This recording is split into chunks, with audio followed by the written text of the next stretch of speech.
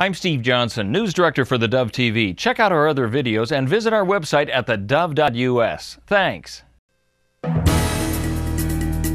Good morning, I'm Steve Johnson with a reminder that you can get our iPhone, iPad, and Android app and watch the Dove News on demand on your mobile app and on the Dove Roku channel as well.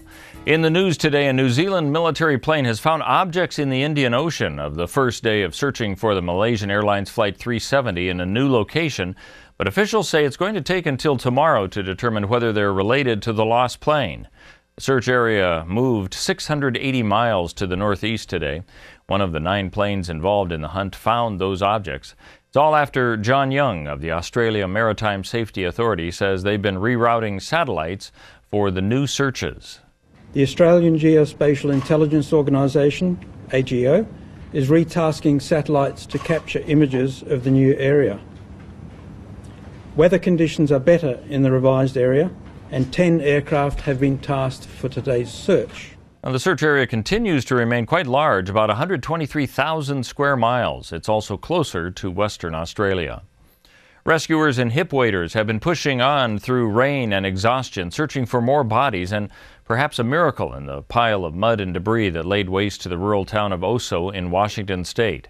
At least 26 people are known to have been killed in Saturday's mudslide. 9 of those bodies have been located but not recovered, while the list of those unaccounted for totals 90.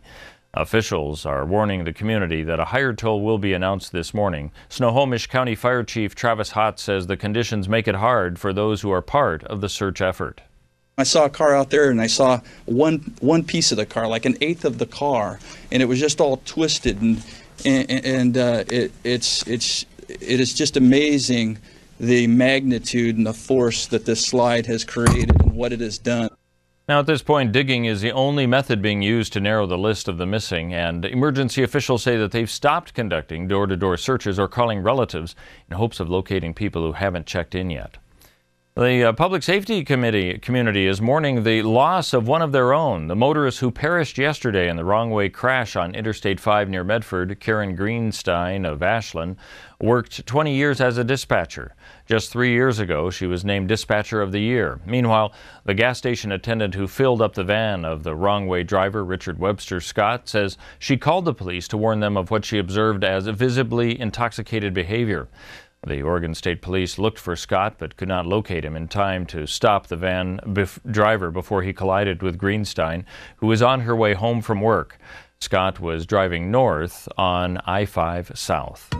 Let's take a look at what we can expect on our weather scene as we head into this weekend. And for Northern California, rain expected throughout the weekend into next week with a possibility of some snow flurries on Sunday. Today, a high of 58 degrees, 55 tomorrow, only 49 on Sunday, 43 may be the highest on Monday. As we go up the coast of Oregon, 55 expected today with rain continuing through the weekend and well into Tuesday. 54 expected the high tomorrow, 55 on Sunday, and lows will all be well above freezing into the mid to upper 40s. And moving inland to central Oregon, a good chance for rain tonight with a high of 53, 35 the low tonight, and then a 10% chance of rain tomorrow, 20% on Sunday, with a high on Sunday of 48, maybe only 43 degrees on Monday with a slight chance of rain. And for southern Oregon, we can expect rain throughout the weekend. 59 the high today, 58 for both Saturday and Sunday. That's a look at news and weather. You're up to date here on theDove.